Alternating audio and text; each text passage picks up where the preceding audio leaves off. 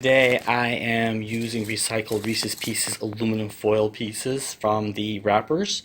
I ate the candies, and we're going to process this and let's see what these come out like.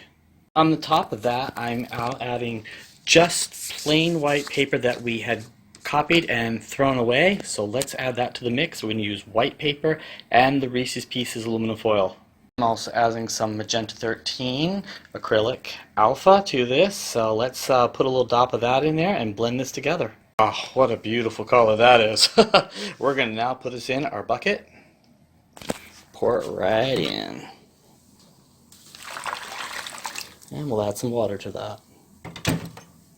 Now with our screens in place, we're going to add the screen on top of here, and we're going to put the top part like that again, and we're going to go in and pull up.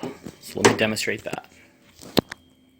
As you can see, I just went in there and did a pull, and now, wow, look at the sparkles of gold and silver in there.